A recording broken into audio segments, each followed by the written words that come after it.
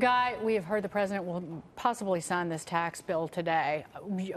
Let's just pick up the discussion where it was. But again, Armageddon, Frankenstein's monster, allusions to Tiny Tim.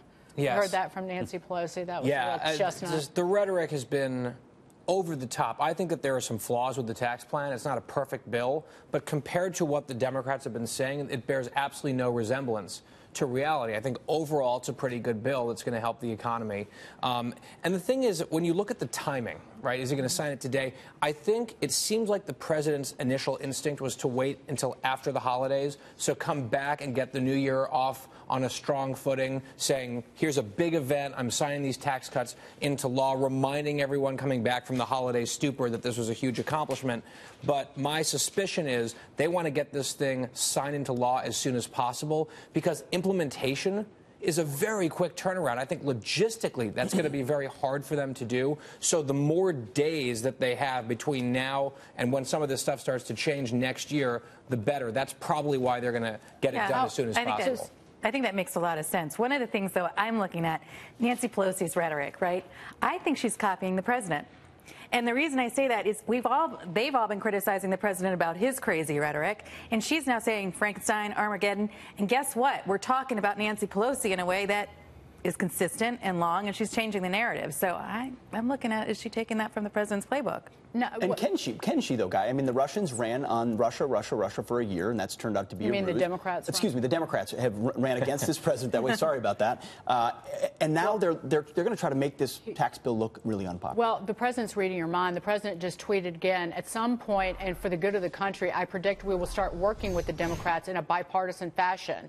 Infrastructure would be a perfect place to start. After having foolishly spent $7 trillion in the Middle East, it is time to start rebuilding our country. But you talk about Nancy Pelosi, and I hear the rhetoric coming out of the Democrats.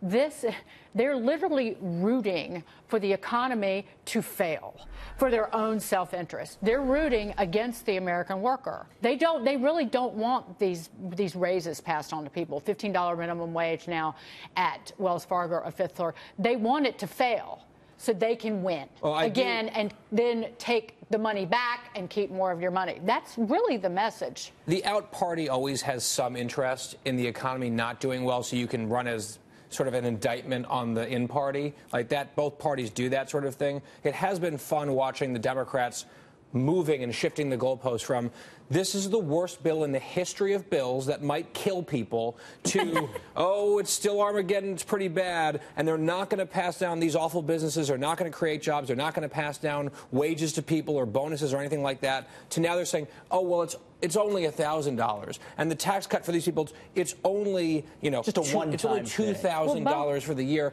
The poo-pooing of what $1 to $2 grand can do for average families in this country, I don't think that's a good look. I don't think that's good messaging. They can put on their sweatshirts that say, we're really elitist. I'm talking about Nancy Pelosi, and Dianne Feinstein is deeply upset that she tweeted about the $750,000 mortgage interest deduction, lowering it by $250,000, when in fact $750,000, the average home price or median home price in this country is 1/3 of that. Yeah.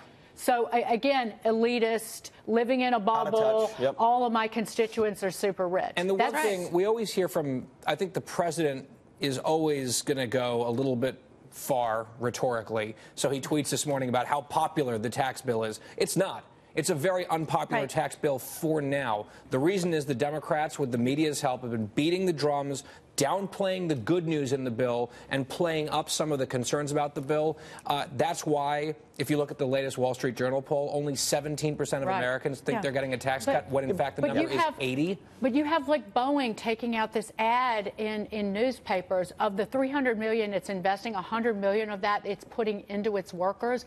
Boeing knows that this is an incredibly vibrant, competitive economy, and they need to pass on this money to their workers. And again, another talking point that you hear from the left and hear from Democrats is they're just, and this is straight from Chuck Schumer, they're just going to buy back stock with it. Well, and that is not, so far, that FedEx, is not. Wells Fargo, maybe some Comcast, of them do. AT&T. Maybe some of the companies do. But again, most people in this country work for private businesses. That's and right. we want our companies to be healthy and be prosperous and have enough money to pass it back to us in the form of wage increases and better benefits. That's what this does. Well, and the proof is in the pudding, but I always say that the product doesn't speak for itself. If you don't tell your story, someone else will. And so it's great that Boeing's out there telling this story. It's great that all these companies are out there telling their story about how this is benefiting the people. So many people doubted big companies to do the right thing with these tax cuts, and one by one we're seeing them doing the right thing, returning money to investments, returning money to the employees, and that's what the Republicans said was going to happen. The Democrats said that the big companies were evil and we're never going to do the right thing. And we're already seeing it. Listen, well, they're going to have to keep doing that. You're right, because the messaging war is going to matter. It really is. I mean,